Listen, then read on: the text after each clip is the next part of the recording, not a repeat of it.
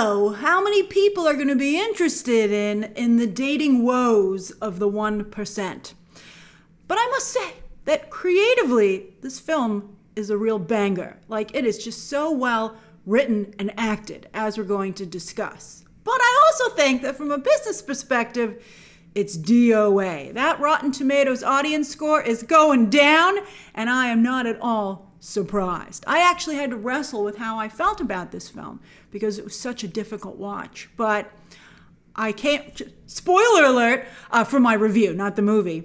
But as you'll see as I walk you through it, I came to the conclusion that the film is so well crafted that, and I do think makes some very powerful and honest observations, that it is worth watching at some point. Now, I don't know if you've seen this video floating around on social media. It comes across my feed every once in a while, where a young hot mom says that she'd be more than happy with a dude who pulls in just $1K a month. Guys on the internet love this clip because it makes them feel good and it takes off a lot of the pressure that today's society just piles on.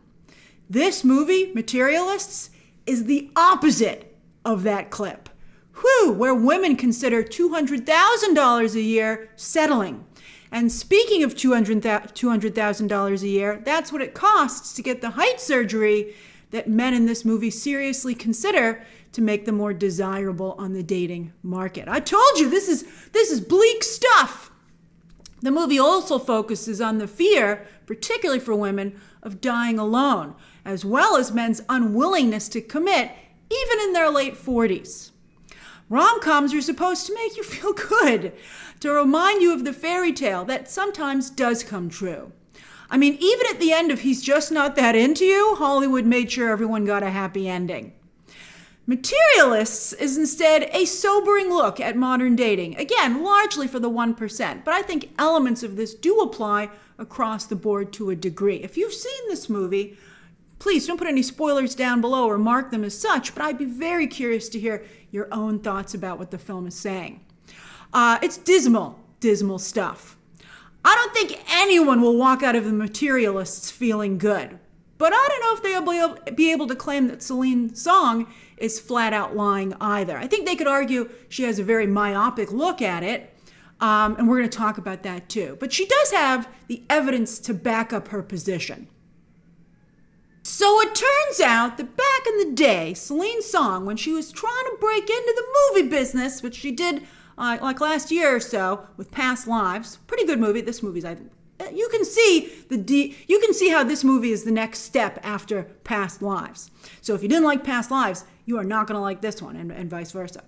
But anyway, I'm burying the headline here. She actually was a matchmaker in real life, so she lived this, and clearly is writing what she knows.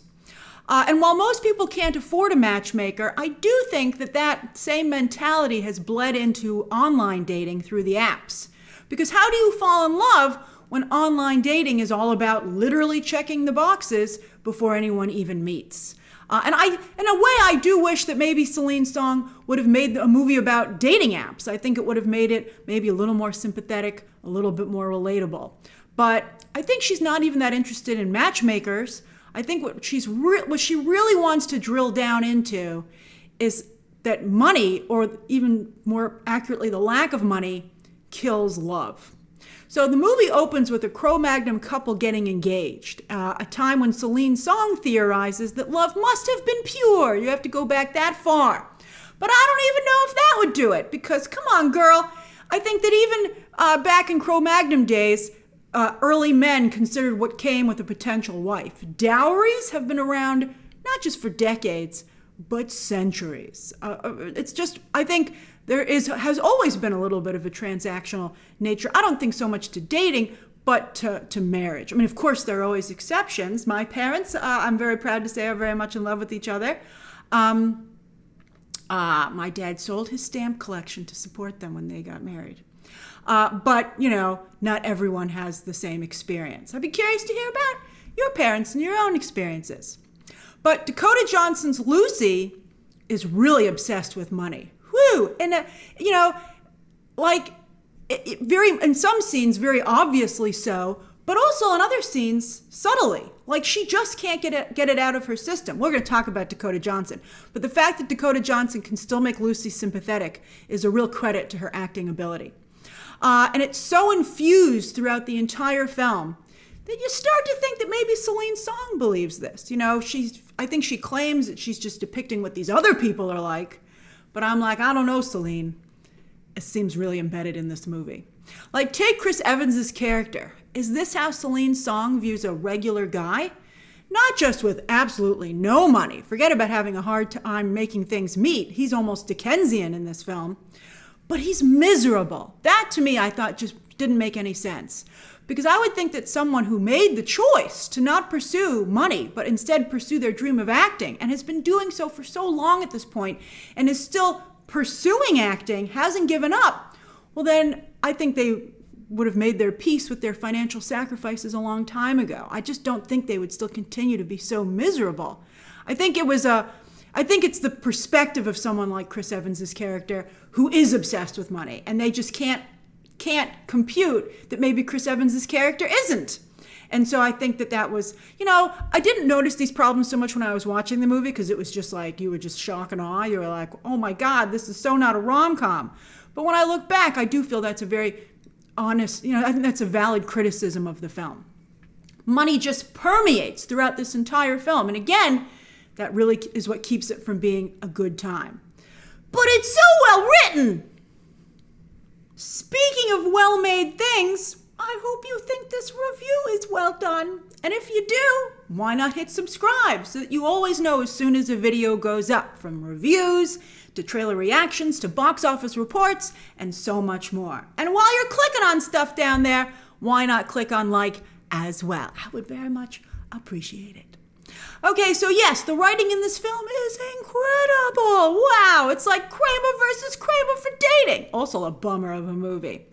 Scripts have rarely been this good since the 1970s, particularly about such a small topic. Sometimes they'll write very great exposés about newsworthy headlines, but this kind of reflection on society is something we haven't seen in a minute. I really thought it was extremely well written. I could see future acting students using scenes from this movie in their acting classes. Song is able to get across an incredible amount of story and emotion in her dialogue without the movie seeming overwritten. Sometimes characters will say these things and you're like, no one would ever say that. But here you are like, fascinating.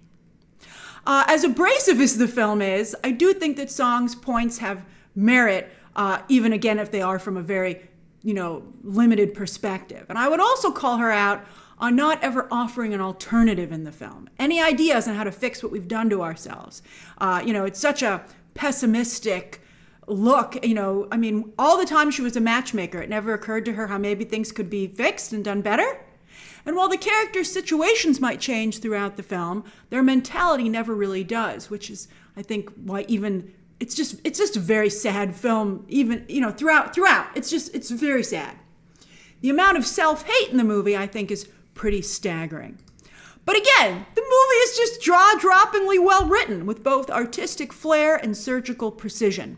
And it really helps that the actors that Celine Song has cast do such a fantastic job bringing her script to life. Now, we all saw Madame Web, but I think for the most part, Dakota Johnson, to her credit, is able to laugh about Madame Web.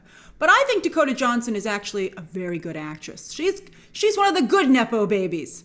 And I've been impressed with her work since 50 Shades of Grey, when she managed to make that story not just palatable and understandable, but in some ways even sympathetic. And she makes this film in many ways work as well. Johnson smooths out Lucy's rough edges. Her soft voice and smooth demeanor, plus her impressive confidence, make you really listen to her arguments and give her the benefit of the doubt. You're like, she seems pretty money obsessed, but she also seems really nice. Maybe we can work through it. She's even self-effacing, to her credit, willing to evaluate herself as harshly as she evaluates her clients. Whew! She did a number on herself. This movie is a shining example of Johnson's uniqueness as an actress, that she can handle difficult material, that she can make it more palatable without lessening it, and that she's even willing to take on such difficult material in the first place. But remember, 50 Shades of Grey was a naughty fairy tale, but a fairy tale nonetheless. This movie, again, is not a fairy tale. So I think there's a chance that Johnson will add yet another flop to her resume. She has two amazing leading men here, though. And yes, this time Celine Song's love triangle is strong on all three sides. Pedro Pascal, he's incredibly dashing here. I mean, everyone's been calling him daddy for a while, but here he gets to actually be daddy. He's fantastic, and he goes toe-to-toe with Johnson in multiple scenes that have that same edginess to them, but they both manage to soften the edges. Like they discuss the potential business deal of a relationship between the two of them. Yet they manage to make those conversations, Pascal included, still engaging and have some warmth to them. You're like, this is only moderately revolting. All right, I believe they'll do better eventually. The way he connects to Johnson's character, often sometimes with just a deep look, reminded me a bit, actually, of Richard Gere in his rom-com heyday. And then there's Chris Evans. Evans has had a tough time post-Marvel. Heck, he had a tough time pre-Marvel. And again, just like for everybody else in this movie, I don't know if this is going to really be a hit for him. You know, it's doing very strong out of the gate, actually, because it's been advertised as a traditional rom-com. We'll see what happens to it as audiences get wise to what it actually is. You know, we'll see it. I mean, again, as I said, it's a very well-made movie. I'm about to recommend that you go see it. But as for Chris Evans in the movie, I haven't seen him this alive in a role since Knives Out. He's just fantastic here, and he makes you really feel for his character, but doesn't shy away from portraying his character's flaws, which have made his relationship with Johnson's Lucy so difficult. Also, shout out to Zoe Winters, who really puts herself out there here as an example of a woman who Lucy just cannot find a date for. And Winters portrays the very heavy emotional toll that takes on her character. And, well, you'll see what happens. The movie also looks amazing. Like, wow, it might not be a rom-com, but it has the glossy look of one. It is just beautiful. And the soundtrack, there's a score by Daniel Pemberton, which I didn't really notice, but I certainly noticed the songs that they optioned. For instance, Harry Nilsson, yes please, nice choice, Celine Song.